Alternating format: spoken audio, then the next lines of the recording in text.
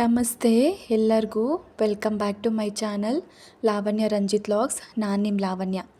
ಎಲ್ಲರೂ ಹೇಗಿದ್ದೀರಾ? ಎಲ್ಲರೂ ಚೆನ್ನಾಗಿದ್ದೀರಾ ಅಂತ ಅಂದ್ಕೊಂಡಿದ್ದೀನಿ. ಎಲ್ಲರೂ ಚೆನ್ನಾಗಿರಬೇಕು ಅಂತ ಕೂಡ ಅನ್ಕೋತೀನಿ. ನಾನು ಕೂಡ ಚೆನ್ನಾಗಿದ್ದೀನಿ. ಇವತ್ತು ಮಾರ್ನಿಂಗಿಂದನೇ ವಿಡಿಯೋ ಸ್ಟಾರ್ಟ್ ಮಾಡಿದ್ದೀನಿ. ಬೆಳಗ್ಗೆ ಎದ್ದು ನಾನು ಏನು ಮಾಡ್ತೀನಿ, ಗಿಡಗಳಿಗೆ ಫಸ್ಟು ನೀರು ಹಾಕೋದು, ಗಿಡಗಳಿಗೆ ನೀರು ಹಾಕ್ಕೊಂಡು ಮತ್ತು ಇವತ್ತು ಒಂದು ಸ್ಪೆಷಲ್ ಡೇ, ಅದೇನಂತ ನಾನು ವೀಡಿಯೋನಲ್ಲಿ ಮಾತಾಡ್ತಾ ಹೇಳ್ತೀನಿ. ಸರಿ ಅಂತ ಹೇಳಿ ದೇವಸ್ಥಾನಕ್ಕೆ ಹೋಗಬೇಕಿತ್ತು. ನಾನು ಮತ್ತು ನನ್ನ ಮಗಳು ಮಾತ್ರ. ರಂಜಿತ್ ಇಲ್ಲ. ರಂಜಿತ್ ಯಾವಾಗೂ ಹೋಗೋ ಥರನೇ ಕೆಲ್ಸಕ್ಕೆ ಹೋದರು. ಅವರು ಇದಕ್ಕೆಲ್ಲ ತುಂಬ ಇಂಪಾರ್ಟೆನ್ಸ್ ಕೊಡಲ್ಲ. ಹಾಗಾಗಿ ಸರಿ ಅಂತ ಹೇಳಿ ಬೇಗ ಬೇಗ ಕೆಲಸ ಎಲ್ಲ ಮುಗಿಸ್ಕೊಳ್ಳೋಣ, ಆಮೇಲೆ ದೇವಸ್ಥಾನಕ್ಕೆ ಹೋಗೋಣ ಅಂತ ಹೇಳಿ ನಾನಿಲ್ಲಿ ಕೆಲಸಗಳು ಮಾಡ್ಕೋತಾ ಇದ್ದೀನಿ. ನಾನು ವೀಡಿಯೋಗಳಲ್ಲಿ ಹೇಳೋ ಹಾಗೆ ನನಗೆ ರಂಗೋಲಿ ಹಾಕೋಕ್ಕೆ ಬರಲ್ಲ. ನಾನೊಂದು ರಂಗೋಲಿ ಕಲ್ತ್ಕೊಂಡಿದ್ದೀನಿ ಅಲ್ಲಿ ಹೊಸ್ಲತ್ರ ಹಾಕೋಕ್ಕೆ. ಸೊ ಚಿಕ್ಕ ಚಿಕ್ಕ ರಂಗೋಲಿಗಳು ಕಲ್ತ್ಕೊಂಡು ಹಾಕ್ತಾಯಿದ್ದೀನಿ ನಾನು. ನನಗಿಷ್ಟ ಆಯಿತು. ಅಷ್ಟು ಅಷ್ಟು ರಂಗೋಲಿ ಹಾಕಿದ್ದು ನನಗೆ ಸಖತ್ ಖುಷಿ ಆಗಿಬಿಡ್ತು. ಯಾಕಂತಂದರೆ ಅಷ್ಟು ರಂಗೋಲಿ ನನಗೆ ಗೆರೆಗಳೇ ಎಳಿಯೋಕ್ಕೆ ಬರಲ್ಲ. ಕಲ್ತ್ಕೋತಾ ಇದ್ದೀನಿ ಒಂದೊಂದೇ. ದೊಡ್ಡ ದೊಡ್ಡದಂತೂ ಹಾಕೋಕ್ಕಂತೂ ಬರಲ್ಲ. ಚಿಕ್ಕ ಚಿಕ್ಕದು ಈ ಥರ ಹಾಕ್ತೀನಿ. ಇದನ್ನೆಲ್ಲ ಹೊಸ್ಲ ಮೇಲೆ ಒಂದು ಸ್ವಲ್ಪ ಪರವಾಗಿಲ್ಲ, ಏನೋ ತಕ್ಕ ಮಟ್ಟಿಗೆ ಹಾಕ್ತೀನಿ. ಆದರೆ ರಂಗೋಲಿಗಳು ಮಾತ್ರ ಇದರಲ್ಲಿ ಬಿಡೋಕ್ಕೆ ಬರಲ್ಲ ನನಗೆ. ಸರಿ ಅಂತ ಹೇಳಿ ಇವತ್ತೊಂದು ರಂಗೋಲಿ ಕಲ್ತ್ಕೊಂಡಿದ್ದೀನಿ. ಅದು ಯಾವುದು ಅಂತ ತೋರಿಸ್ತೀನಿ ನೋಡಿ, ಹೆಂಗಿದೆ ಅಂತ ಹೇಳಿ ನೀವೂ. ಸೊ ಎಷ್ಟೇ ಬೇಗ ಎದ್ದು ಬೇಗ ಬೇಗ ಕೆಲಸಗಳು ಮಾಡ್ಕೊಳ್ಳೋಣ ಅಂತಂದರೂ ನನ್ನ ಕೈಯಲ್ಲಿ ಆಗಲ್ಲ. ತುಂಬ ಎಷ್ಟು ಬೇಗ ಬೇಗ ಮಾಡ್ತೀನಿ ನಾನು, ಎಲ್ಲೂ ನಿಧಾನ ಆ ಥರ ಮಾಡೋದೇ ಇಲ್ಲ. ಫಾಸ್ಟಾಗೇ ಮಾಡ್ತೀನಿ, ಆದರೂ ಲೇಟಾಗಿರುತ್ತೆ. ನನ್ನ ಕೈಯಲ್ಲಿ ಕೆಲಸ ಸಾಗಲ್ಲ ಅಂತ ಹೇಳ್ತಾರೆ, ಆ ಥರ. ಸರಿ ಅಂತ ಹೇಳಿ ನನ್ನ ಮಗಳು ಮಲಗಿದ್ಲು. ಅವಳು ಮಲಗಲಿ ಅಂತ ಹೇಳಿ ನಾನಿಲ್ಲಿ ಹೊರಗಡೆ ಕೆಲಸ ಮುಗಿಸ್ಕೋತಾ ಇದ್ದೀನಿ. ಯಾಕಂದರೆ ಅವಳು ಎದ್ದರೆ ಬಿಡಲ್ಲ. ಈ ರಂಗೋಲಿ ಹಿಟ್ಟನ್ನು ತೊಗೊಳ್ಳೋದು, ಚೆಲ್ಲೋದು ಅದೆಲ್ಲ ಮಾಡ್ತಿರ್ತಾಳೆ. ನಾನೆಲ್ಲ ನೀಟಾಗಿ ಒರೆಸ್ಕೊಂಡಿರ್ತೀನಿ. ಮತ್ತು ರಂಗೋಲಿ, ಅರಿಶಿನ ಕುಂಕುಮ ಎಲ್ಲ ಚೆಲ್ಲಿ ಹಾಳು ಮಾಡ್ತಾ ಇರ್ತಾಳೆ. ಹಾಗಾಗಿ ಅವಳು ಎದ್ದೇಳೋಷ್ಟೊತ್ತಿಗೆ ಈ ಹೊರಗಿನ ಕೆಲಸ ಮಾತ್ರ ಮುಗಿಸ್ಕೊಂಬಿಟ್ರೆ ನನಗೆ ಒಳಗಡೆ ಮಾಡ್ಕೊಳ್ಳೋಕೆ ಒಂಚೂರು ಈಸಿ ಆಗುತ್ತೆ. ಹಾಗಾಗಿ ಇವತ್ತು ನನಗೆ ಒಂದು ಸ್ಪೆಷಲ್ ಡೇ ಅಂತ ಹೇಳಿದೆ. ಅದು ಏನು ಅಂತಂದರೆ ನಮ್ಮ ಆ್ಯನಿವರ್ಸರಿ. ಇಷ್ಟು ವರ್ಷ ಹೆಂಗೆ ಕಳೀತು ಅಂತಲೇ ಗೊತ್ತಾಗ್ತಾ ಇಲ್ಲ ನನಗೆ. ಬಟ್ ಇದೇನು ಒಳ್ಳೆ ರೀತಿಲೇ ಬಂತು ಅಂತ ನಾನು ಹೇಳಲ್ಲ. ಇದರಲ್ಲೂ ತುಂಬ ಅಪ್ ಆ್ಯಂಡ್ ಡೌನ್ಸ್ ಇದ್ದಾವೆ. ಆದರೂ ಇಷ್ಟು ಬೇಗ ಇಷ್ಟು ವರ್ಷ 5 ವರ್ಷ ಅಂತಂದರೆ ನನ್ನ ಕೈಯಲ್ಲಿ ನಂಬೋಕ್ಕೆ ಆಗ್ತಾಯಿಲ್ಲ. ನಿನ್ನೆ ಮೊನ್ನೆ ನಾನು ರಂಜಿತ್ನ ಮದುವೆ ಆದಂಗಿದೆ.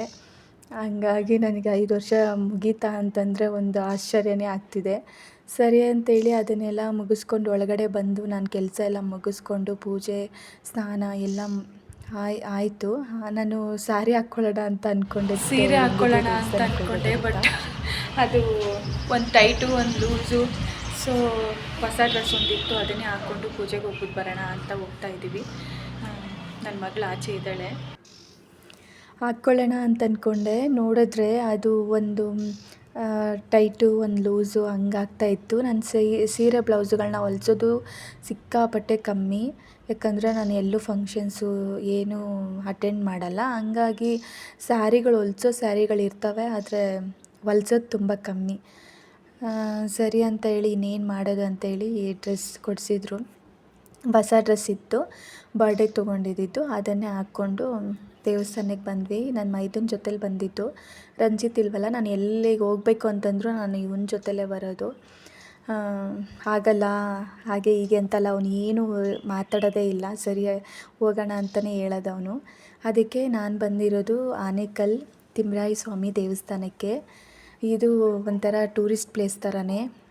ಇದು ತುಂಬ ಜನದ ಮನೆ ದೇವರಾಗಿರುತ್ತೆ. ಅದಕ್ಕೆ ಎಲ್ಲೆಲ್ಲಿಂದನೋ ಬರ್ತಾರೆ. ನಾವು ಇಲ್ಲಿಗೆ ಬಂದು ತಲುಪಿದ್ವಿ. ಇದ್ರ ಪಕ್ಕನೇ ಒಂದು ಪುರಾತನ ತುಂಬ ಹಳೆ ದೇವಸ್ಥಾನ ಇದ್ದಿದ್ದು. ನೋಡಿದ್ರೆ ಅದನ್ನು ಬೀಳಿಸ್ಬಿಟ್ಟಿದ್ರು. ಸರಿ ಅಂತ ಹೇಳಿ ಹೋಗ್ತಾ ಇದ್ದೀವಿ. ಅಲ್ಲಿ ಈ ಪಾರಿವಾಳಗಳು ತುಂಬ ಜಾಸ್ತಿ. ಅವೆಲ್ಲ ಗೊತ್ತಲ್ವಾ, ಗಲೀಜು ಮಾಡಿರುತ್ತೆ. ಅದಕ್ಕೆ ಮೇಡಮ್ ಕೆಳಗಡೆ ಇಳಿದೇ ಇಲ್ಲ. ನನ್ನನ್ನು ಎತ್ಕೊ ಅಂತಂದು. ಸರಿ ಅಂತ ಎತ್ಕೊಂಡು ಒಳಗಡೆ ಹೋದ್ವಿ. ನಾವು ಅಲ್ಲಿ ಹೋಗೋಷ್ಟೊತ್ತಿಗೆ ಒಂದು 11:45 12:15 ಆಗಿತ್ತು. ನಾನು ಟೈಮ್ ನೋಡಲಿಲ್ಲ. ಹೋದ್ವಿ ಸರಿ ಅಂತ ಹೇಳಿ ಅಲ್ಲಿ ಅಂಕಲ್ ಹೇಳಿದ್ರು, ಬೇಗ ಬೇಗ ಹೋಗಮ್ಮ, ಕ್ಲೋಸ್ ಮಾಡಿಬಿಡ್ತಾರೆ ಅಂತ ಹೇಳಿ.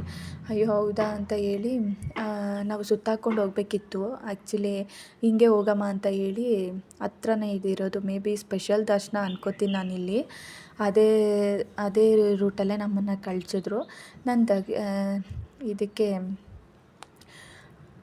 ಏನು ಅರ್ಚನೆ ಮಾಡಿಸೋದಕ್ಕೆ ಕೇಳಿದೆ. ಅರ್ಚನೆಗೆ ಏನು ದುಡ್ಡು ತೊಗೊಳ್ಳಲ್ಲ, ನೀವು ಹೋಗಮ್ಮ ಅಲ್ಲೇ ಮಾಡಿಕೊಡ್ತಾರೆ ಅಂತಂದರು. ಸರಿ ಅಂತ ಹೇಳಿ ಬೇಗ ಬೇಗ ಹೊರಟ್ವಿ ನಾವು. ಒಳಗಡೆ ಇದ್ದರು. ಹೋಗಿ ಅಲ್ಲಿ ವಿಡಿಯೋ ಮಾಡಬಾರ್ದು ಅಂತ ಹೇಳಿದ್ರು. ಬಟ್ ದೇವಸ್ಥಾನ ಆಗಿರ್ಬೋದು, ದೇವ್ರನ್ನ ಆಗಿರ್ಬೋದು, ಅಲ್ಲಿ ನೋಡಿದ್ರೇ ಒಂಥರ ಮನಸ್ಸಿಗೆ ಸಮಾಧಾನ, ಒಂಥರ ಏನೋ ಹೇಳ್ತಾರಲ್ವ, ಪೀಸ್ಫುಲ್ ಆಗಿರುತ್ತೆ ಅಂತ ಹೇಳ್ತಾರಲ್ಲ, ಆ ಥರ ಇರುತ್ತೆ. ಆರಾಮಾಗಿ ನಾವೇ ಇದ್ದಿದ್ದು, ನಮ್ಮ ಜೊತೇಲಿ ಇನ್ನೊಬ್ಬರು ಬಂದಿದ್ದರು. 3 ಜನ ಕುತ್ಕೊಂಡು ನೋಡಿಕೊಂಡು ಆರಾಮಾಗಿ ಬಂದ್ವಿ. ಹೋಗ್ರಿ ಬೇಗ ಅಂತ ಅನ್ನೋರು ಇರಲಿಲ್ಲ, ತಳ್ಳೋರು ಇರಲಿಲ್ಲ. ಅಷ್ಟು ಚೆನ್ನಾಗಿ ದರ್ಶನ ಆಯಿತು. ಈ ದೇವರು ಬಂದುಬಿಟ್ಟು ಇಲ್ಲಿ ಉದ್ಭವ ಮೂರ್ತಿ. ಇದಿರೋದು ದಕ್ಷಿಣಕ್ಕೆ. ಎಲ್ಲ ದೇವಸ್ಥಾನಗಳು ಬಾಗಿಲುಗಳು ನೀವು ನೋಡಿರ್ತೀರ, ದೇವರುಗಳ್ನ ಯಾವ ಕಡೆ ಇರುತ್ತೆ ಅಂತ ಹೇಳಿ. ಬಟ್ ಇಲ್ಲಿರೋ ದೇವಸ್ಥಾನದಲ್ಲಿ ದೇವರು ಇರೋದು ದಕ್ಷಿಣಕ್ಕೆ. ಸೊ ಉದ್ಭವ ಮೂರ್ತಿ, ದೇವ್ರು ಎಲ್ಲಿ ಉದ್ಭವ ಆಗಿದೆಯೋ ಆ ಕಡೆನೇ ಬಾಗಿಲಿಟ್ಟು ಪೂಜೆ ಮಾಡ್ತಿರೋದು. ಹಾಗಾಗಿ ಸರಿ ಅಂತ ಹೇಳಿ ನಾವು ಎಲ್ಲ ಮುಗಿಸ್ಕೊಂಡು ಹೊರಗಡೆ ಬಂದ್ವಿ. ಈಗ ಬಂದು ಅದರ ಪಕ್ಕದ ದೇವಸ್ಥಾನ, ಮೇ ಬಿ ಇದು ರಾಮನ ದೇವಸ್ಥಾನ ಅಂತ ಅನ್ಕೋತೀನಿ, ಅದು ಕ್ಲೋಸ್ ಆಗಿತ್ತು.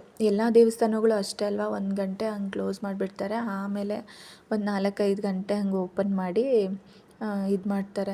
ಸರಿ ಕ್ಲೋಸ್ ಆಗಿತ್ತಲ್ಲ ಅಂತ ಹೇಳಿ ಇಲ್ಲಿ ಆಂಜನೇಯ ಕಲ್ಲಿತ್ತು, ಅದನ್ನು ಮುಗಿದ್ಕೊಂಡು ದೇವಸ್ಥಾನದ ಹತ್ರ ಮತ್ತೆ ವಾಪಸ್ ಬಂದ್ವಿ.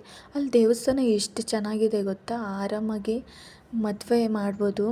ಅಲ್ಲಿ ಮದುವೆ ಮಾಡೋದಕ್ಕೂ ವ್ಯವಸ್ಥೆ ಮಾಡಿದ್ದಾರೆ, ಅಷ್ಟು ಚೆನ್ನಾಗಿದೆ, ವಿಶಾಲವಾಗಿದೆ, ಏನೂ ಇದಾಗಲ್ಲ. ನಾವು ಯಾವುದ್ಯಾವುದೋ ಚೌಟ್ರಿಗಳಲ್ಲಿ ಹೋಗಿ ಮದುವೆಗಳು ಮಾಡ್ಕೋತೀವಿ, ಆಡಂಬರವಾಗಿ ಖರ್ಚು ಮಾಡ್ತಾರೆ ಮಾಡೋರು. ಆದರೆ ಇಲ್ಲಿ ಅಷ್ಟು ಚೆನ್ನಾಗಿದೆ ವ್ಯವಸ್ಥೆ, ಅಷ್ಟು ಚೆನ್ನಾಗಿ ಇದು ಮಾಡಿದ್ದಾರೆ. ನಾನು ಮಂಟಪ ತೋರಿಸಿದ್ನಲ್ಲ, ಅದು ಮದುವೆ ಮಾಡೋಕ್ಕಂತಲೇ, ಅದಕ್ಕೆ ಡೆಕೋರೇಷನ್ ಮಾಡಿಕೊಂಡು ಜನ ಇರೋದಕ್ಕೂ ಜಾಗ ಇದೆ, ನಾವೇನು ಬೇಕಾದರೂ ಮಾಡ್ಬೋದು. ಇದು ದೇವಸ್ಥಾನದ ಒಳಗಡೆನೇ ಮಾಡ್ಕೋಬೋದು, ಅಷ್ಟು ಚೆನ್ನಾಗಿದೆ. ಇದೆಲ್ಲನೂ ಮೇ ಬಿ ಜಾತ್ರೆ ಟೈಮಲ್ಲಿ ಎತ್ತುತ್ತಾರೆ ಅಂತ ಅನ್ಕೋತೀನಿ. ಇದೆಲ್ಲ ಹೊರಗಡೆನೇ ಇರುತ್ತೆ. ಅಲ್ಲಿ ನಾಗದೇವತೆಗಳಿದ್ದರು, ಅವ್ರನ್ನೂ ಇದನ್ನೆಲ್ಲ ವೀಡಿಯೋ ಮಾಡಿಕೊಂಡು ಬಂದೆ ನಾನು. ಅಲ್ಲಿ ನೋಡಿ ಆ ಕಡೆ ಕಾಣಿಸ್ತಿದೆ ಗೋಪುರ, ನಾನು ಹಿಂದೆ ಇದರಲ್ಲೂ ತೋರಿಸಿದ್ದೀನಿ ಗೋಪುರನ, ಅಷ್ಟು ಚೆನ್ನಾಗಿರುತ್ತೆ. ನನಗೆ ಇವಾಗ ಅನ್ನಿಸ್ತಿದೆ ಎಲ್ಲಾದರೂ ದೇವಸ್ಥಾನದಲ್ಲಿ ದೇವ್ರ ಸನ್ನಿಧಿಲಿ ಮದುವೆ ಮಾಡ್ಕೋಬೇಕಿತ್ತು ಅಂತ, ಮದುವೆ ಆದಮೇಲೆ ಅಂತ ಅನ್ನಿಸ್ತಿದೆ ನನಗೆ ನಿಜವಾಗ್ಲೂ. ಸುಮಾರು ಸಲ ನಾನು ಆ ವಿಚಾರಕ್ಕೆ ತುಂಬ ಸಫರ್ ಆಗಿದ್ದೀನಿ. ಯಾವುದಾದ್ರೂ ದೇವಸ್ಥಾನದ ಸನ್ನಿಧಿಲೇ ನಾನು ಮದುವೆ ಆಗಬೇಕಿತ್ತು ಅಂತ ಸಿಕ್ಕಾಪಟ್ಟೆ ಫೀಲ್ ಆಗಿರೋದು ಉಂಟು. ಈ ಥರ ಆರಾಮಾಗಿರೋ ದೇವಸ್ಥಾನಗಳು ನೋಡಿದ್ರೆ ನನಗೊಂಥರ ಸಖತ್ ಖುಷಿ ಆಗುತ್ತೆ. ಸರಿ ಅಂತ ಹೇಳಿ ಅಲ್ಲಿ ದಾನಕ್ಕೆ ಏನಾದರೂ ಕೊಡ್ಬೋದಿತ್ತು.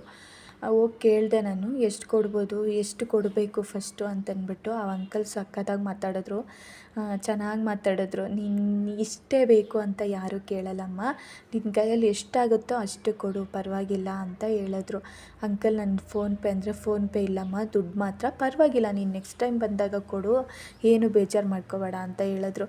ಇಲ್ಲ ಅಂಕಲ್, ಅಮೌಂಟ್ ತೊಗೊಂಬಂದಿಲ್ಲ ಹಂಗಾಗಿ ಅಂತ. ಪರವಾಗಿಲ್ಲ ನೀನು ನೆಕ್ಸ್ಟ್ ಟೈಮೇ ಕೊಡು, ಏನು ಪ್ರಾಬ್ಲಮ್ ಇಲ್ಲ ಅಂತ ಮಾತಾಡ್ಕೊಂಡಿದ್ವಿ. ಆಮೇಲೆ ಯಾವ ಊರಿಂದ ಬಂದಿರೋದು ಅಂತಂದರು.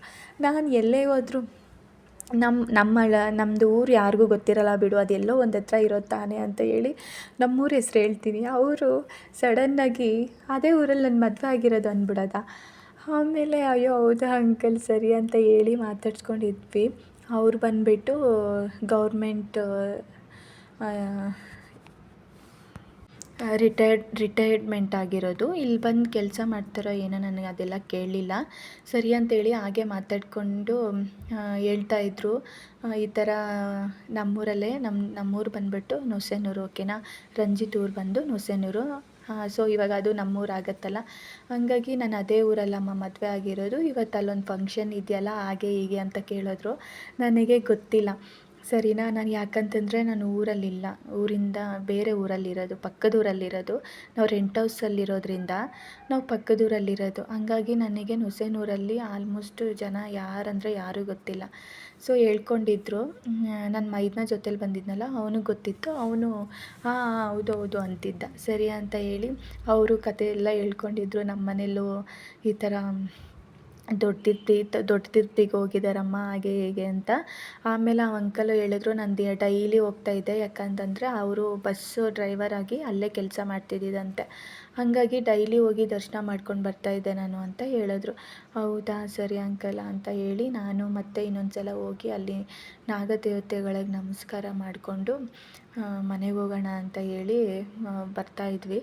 ಹೆಂಗಿದ್ರು ಇಷ್ಟು ದೂರ ಬಂದಿದ್ದೀನಿ. ನನಗೆ ಆನೇಕಲ್ಲಲ್ಲಿ ಬ್ಲೌಸು ಹೊಲಿಯಕ್ಕೆ ಹಾಕಿದ್ದೆ, ಅದು ಊರಿಗೆ ತೊಗೊಂಡೋಗ್ಬೇಕು ಅಂತ ಹೇಳಿ ಹಾಕಿದ್ದಿದ್ದು, ತೊಗೊಂಡೇ ಇರಲಿಲ್ಲ. ಸರಿ ಅಂತ ನಾನು ಆನೇಕಲ್ ಕಡೆ ಹೋಗೂ ಇರಲಿಲ್ಲ.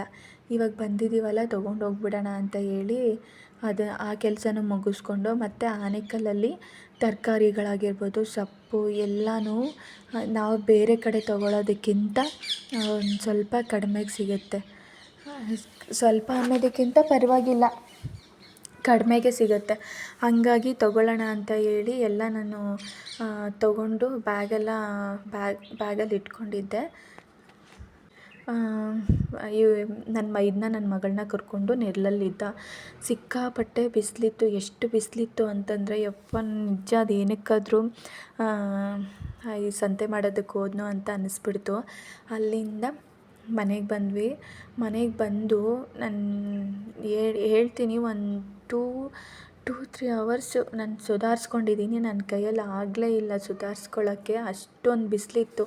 ಬಿಸಿಲಲ್ಲಿ ಚೆನ್ನಾಗಿ ಸುತ್ತಾಡ್ಬಿಟ್ಟಿದ್ನಾ, ಆ ತರಕಾರಿ ಈ ತರಕಾರಿ ಅಂತ ಹೇಳಿ ಎಲ್ಲ ಒಂದೇ ಹತ್ರ ಸಿಗೋಲ್ಲ, ಓಡಾಡ್ಕೊಂಡು ತೊಗೋಬೇಕಲ್ಲ. ಹಂಗಾಗಿ ಓಡಾಡ್ಕೊಂಡು ತೊಗೊಂಡ್ಬಿಟ್ಟೆ. ಸಿಕ್ಕಾಪಟ್ಟೆ ಟಯರ್ಡ್ ಆಗೋಯಿತು.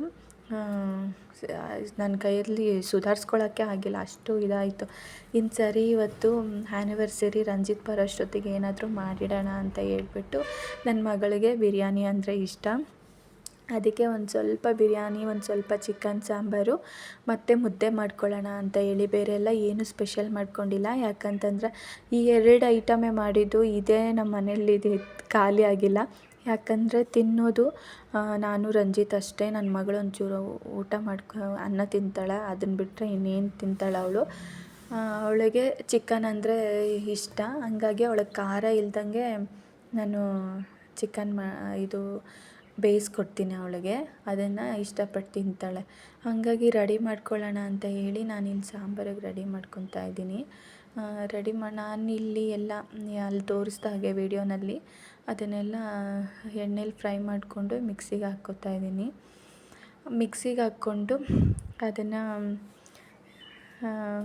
ಮಿಕ್ಸಿಗೆ ಮಾಡಿಕೊಂಡು ಸಾಂಬಾರಿಗೆ ರೆಡಿ ಆಗುತ್ತೆ. ಇಲ್ಲಿ ನನ್ನ ಮಗಳಿಗೆ ನಾವು ಬಾಯ್ಲರ್ ತರಿಸಲ್ಲ, ಸರಿನಾ. ಬಾಯ್ಲರ್ ತರಿಸಲ್ಲ, ಗಿರಾಜ ಆಗಲಿ ಇಲ್ಲಾಂದರೆ ಮೊಟ್ಟೆ ಕೋಳಿ ಆಗಲಿ ತರಿಸ್ಕೊಳ್ಳೋದು. ಬಾಯ್ಲರ್ ಯಾಕೆ ತರಿಸ್ಕೊಳ್ಳಲ್ಲ ಅಂದರೆ ಅದು ತುಂಬ ಒಂಥರ ಒಂಚೂರು ಬೆಂದರೆ ಪಿಚ್ಚ ಪಿಚ್ಚ ಆಗಿಬಿಡತ್ತೆ. ಏನಾದರೂ ಕಬಾಬು ಇಲ್ಲ ಫ್ರೈ ಮಾಡ್ಕೊಳ್ಳೋಂಗಿದ್ರೆ ಅದನ್ನು ತರಿಸ್ಕೊತೀವಿ.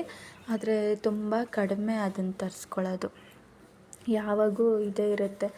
ಸರಿ ಅಂತ ಹೇಳಿ ಗಿರಾಚನೇ ತೊಗೊಂಬಂದ್ವಿ. ನಾವು ಬರ್ತಾನೆ ತೊಗೊಂಬಂದಿದ್ದು. ನಾನು ನನ್ನ ಮೈದ್ನ, ರಂಜಿತ್ ಇರಲಿಲ್ವಲ್ಲ, ಹಂಗಾಗಿ ಬರೋಷ್ಟೊತ್ತಿಗೆ ಮಾಡಿಟ್ರೆ ಖುಷಿಯಾಗಿ ತಿಂತಾರೆ ಅಂತ. ಯಾವಾಗೂ ನಾನು ಸಂಡೇ ಬೇಗನೆ ತರಿಸ್ಕೊಂಬಿಡ್ತೀನಿ. ಯಾಕಂದರೆ ಒಂದೇ ದಿನ ತಿನ್ನೋದು ನಾವು, ಮಾರನೇ ದಿನಕ್ಕೆ ಸೋಮವಾರ ಇರುತ್ತೆ, ನಾನು ತಿನ್ನಲ್ಲ. ಮತ್ತು ಇನ್ನು ಅದನ್ನು ಎತ್ತಿಟ್ಕೊಂಡು ಹಂಗೆ ತಿನ್ನೋಕ್ಕಾಗಲ್ಲಲ್ಲ. ಹಂಗಾಗಿ ಭಾನುವಾರ ಬೇಗ ತರಿಸ್ಕೊಂಡ್ಬಿಟ್ರೆ ಮೂರು ಟೈಮ್ ತಿನ್ಕೋತೀವಿ, ಒಂದು ಚೂರು. ಆವಾಗ ಒಂಚೂರು ಇರುತ್ತೆ, ಅದನ್ನು ರಂಜಿತ್ ತಿನ್ಕೊಳ್ತಾರೆ.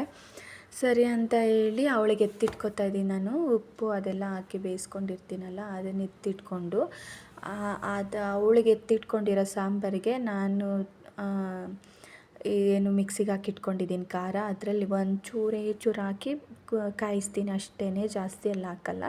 ಇನ್ನು ಮಿಕ್ಕಿದ್ದು ನಮ್ಮ ಸಾಂಬಾರಿಗೆ ನಾನು ಎತ್ತಿ ಮಿಕ್ಸ್ ಮಾಡ್ಕೊತೀನಿ. ಸೊ ಕುಕ್ಕರ್ ಅದು ಬಿರಿಯಾನಿ ಮಾಡೋಕ್ಕೆ ಬೇಕು ಅಂತ ಹೇಳ್ಬಿಟ್ಟು ನಾನು ಇದು ಬೇರೆ ಬಟ್ಟಲಿಗೆ ಹಾಕ್ಕೊಂಡಿದ್ದು. ಬೇರೆ ಬೌಲ್ಗೆ ಹಾಕ್ಕೊಂಡು ಮಿಕ್ಸ್ ಮಾಡಿ ಕುದಿಯೋಕ್ಕೆ ಇಡ್ತಾಯಿದ್ದೀನಿ. ಇನ್ನು ಬಿರಿಯಾನಿನೂ ರೆಡಿ ಮಾಡ್ಕೊಳ್ಳೋಣ ಅಂತ ಹೇಳ್ಬಿಟ್ಟು ರೆಡಿ ಮಾಡ್ಕೊತಾ ಇದ್ದೀನಿ. ಇಲ್ಲಿ ನಾನು ಬೆಳ್ಳುಳ್ಳಿ ಹಾಗೆ ಒಂದು ಸ್ವಲ್ಪ ಮಾತ್ರ ಒಟ್ಟು ಬಿಡಿಸಿಟ್ಕೊಂಡಿದ್ದೀನಿ. ಅದನ್ನು ಹಾಕ್ಕೊಂಡು ಅದ್ರ ಜೊತೆಗೆ ಶುಂಠಿ ಬಿಡಿಸಿಟ್ಕೊಂಡಿದ್ದೆ ಅದನ್ನು ಹಾಕ್ಕೊಂಡಿದ್ದೀನಿ.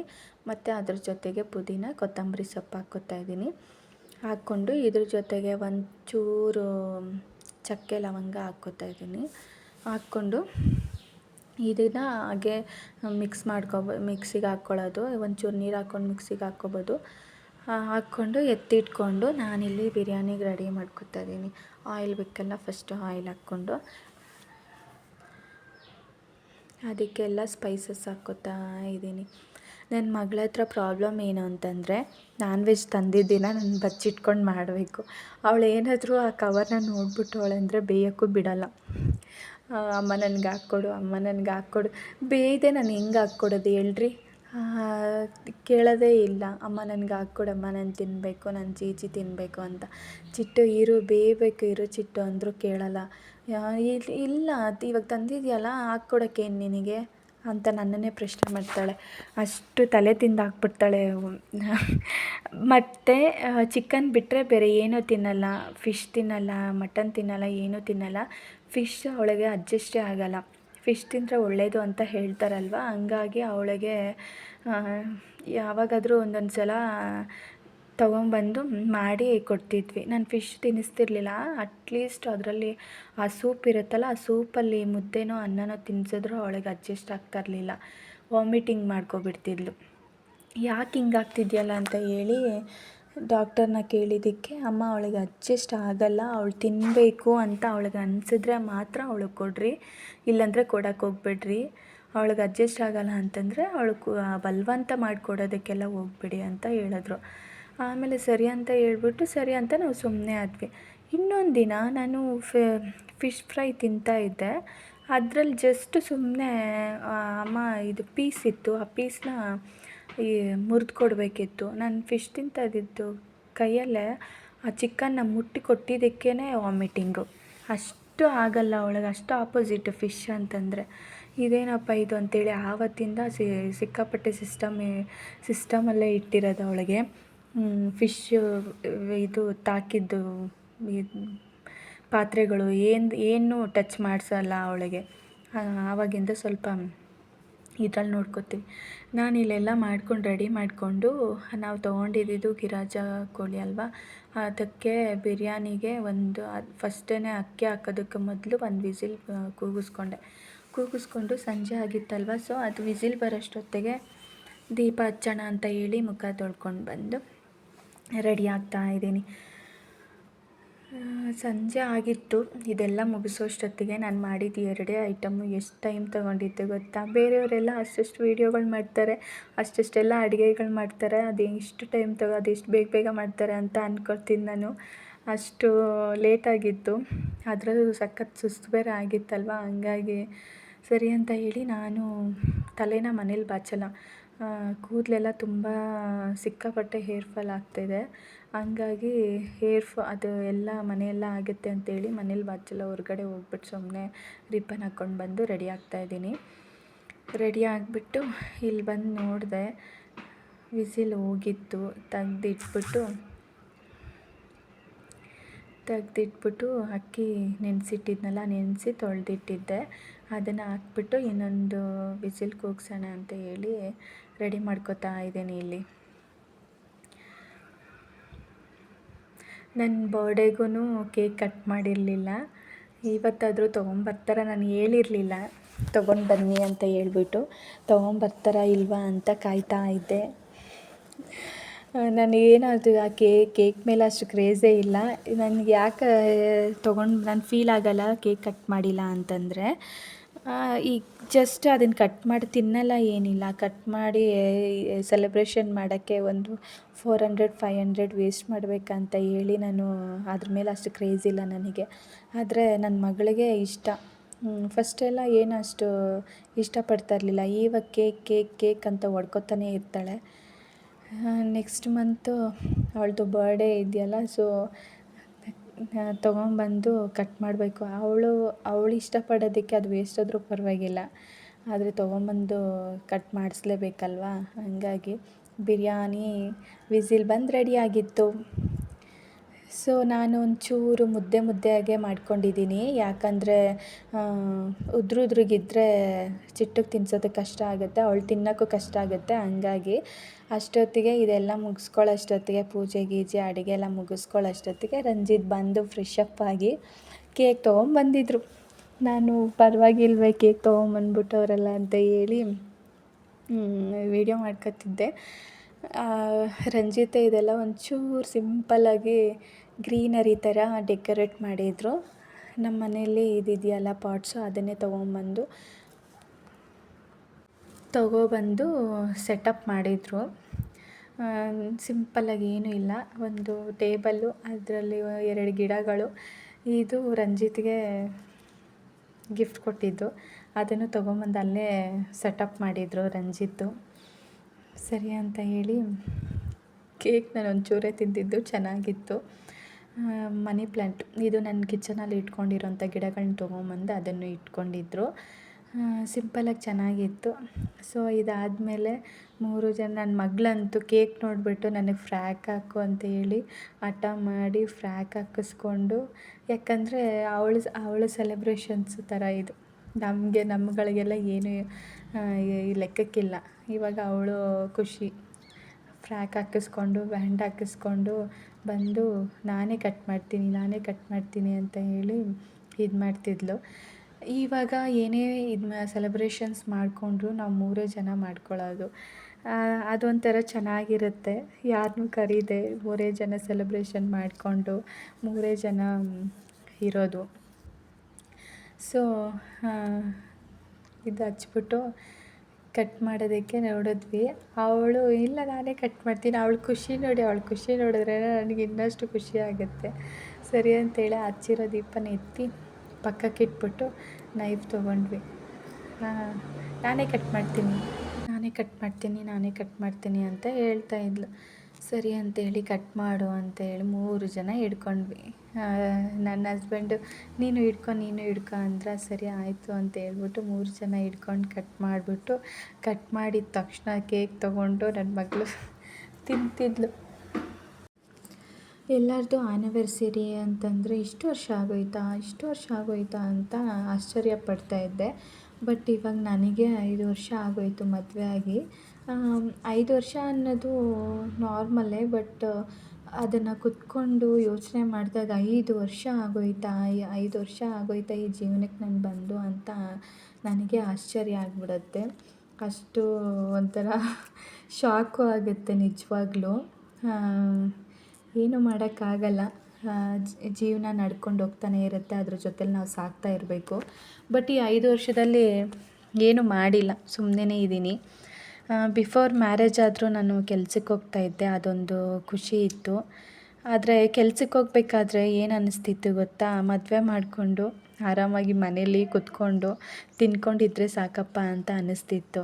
ಆದರೆ ಒಂದು ನಿಜ ಹೇಳ್ತೀನಿ, ಯಾರೇ ಆಗಿರ್ಬೋದು, ಅವರು ಫಸ್ಟು ಕೆಲಸ ಮಾಡ್ಕೊಂಡು ಅಂದರೆ ದುಡಿತಾ ಇದ್ದು ಆಮೇಲೆ ಅವ್ರು ಸುಮ್ಮನೆ ಇರೋದು ಅಂತಂದರೆ ಸಿಕ್ಕಾಪಟ್ಟೆ ಹಿಂಸೆ ಅದು. ಅದು 2 ದಿನಕ್ಕಷ್ಟೇ ಚಂದ. ಏನು ನಾನು ಕೂತ್ಕೊಂಡು ಮನೆ ಕೆಲಸ ಮಾಡ್ಕೊಂಡಿರ್ತೀನಿ, ಕೆಲ್ಸಕ್ಕೆ ಹೋಗಿ ಯಾರಪ್ಪ ಕಷ್ಟಪಡ್ತಾರೆ ಅಂತ ಅಂದ್ಕೊಳ್ಳೋದು ಮನೆಯಲ್ಲಿರೋದು. ಅದು ಹೇಳ್ದಾಗೆ ಒಂದು ಸ್ವಲ್ಪ ದಿನಕ್ಕಷ್ಟೇ ಅದು ಚಂದ ಅಂತ ಅನಿಸುತ್ತೆ. ಆದರೆ ದುಡಿತಾ ಇರೋರು ಸುಮ್ಮನೆ ಇರೋದು ಎಷ್ಟು ಕಷ್ಟ ಅನ್ನೋದು ನನಗೆ ಕೆಲಸ ಬಿಟ್ಟು ಮನೇಲಿದ್ದು ಈ 5 ವರ್ಷದಲ್ಲಿ ನೋಡಿಬಿಟ್ಟಿದ್ದೀನಿ.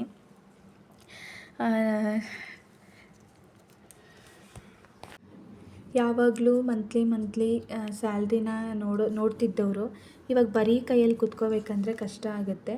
ಗಂಡ ಎಷ್ಟೇ ಚೆನ್ನಾಗಿ ನೋಡ್ಕೋಬೋದು, ಆದರೆ ನಮ್ಮ ದುಡ್ಡು ನಾವು ದುಡ್ದಿದ್ದು ನಮ್ಮ ಜೊತೆಯಲ್ಲಿ ನಮ್ಮ ದುಡ್ಡು ಅನ್ನೋದು ಒಂದು ಇದಿರುತ್ತಲ್ಲ, ಅದು ಇರೋದೇ ಇಲ್ಲ. ಅದು ಹಿಂಸೆ ಆಗುತ್ತೆ ಹೇಳೋರಿಗೆ. ಸೊ ಇದೆಲ್ಲ ಆಗೋಷ್ಟೊತ್ತಿಗೆ ಬಿರಿಯಾನಿ ರೆಡಿಯಾಗಿತ್ತು. ಬಿಸಿ ಬಿಸಿ ಬಿರಿಯಾನಿ ನಿಮಗೆ ಟೇಸ್ಟ್ ಮಾಡಿ ಹೇಳೋಣ ಅಂತ ಹೇಳ್ಬಿಟ್ಟು ತಿಂತಾಯಿದ್ದೀನಿ. ಚೆನ್ನಾಗಿ ಬಂದಿತ್ತು. ಸ್ವಲ್ಪ ಖಾರ ಆಗಿತ್ತು. ನಾನು ಖಾರ ಕಡಿಮೆ ಹಾಕಬೇಕು ಅಂತ ಜಾಸ್ತಿ ಹಾಕ್ಬಿಟ್ಟಿದ್ದೆ. ಸೊ ಇದು ನನ್ನ ಇವತ್ತಿನ ವಿಡಿಯೋ. ಎಲ್ಲರಿಗೂ ಇಷ್ಟ ಆಗಿದೆ ಅಂತ ಅಂದ್ಕೋತೀನಿ. ಸಿಗ್ತೀನಿ ನೆಕ್ಸ್ಟ್ ವಿಡಿಯೋದಲ್ಲಿ. ಎಲ್ಲರಿಗೂ ತುಂಬ ಧನ್ಯವಾದಗಳು.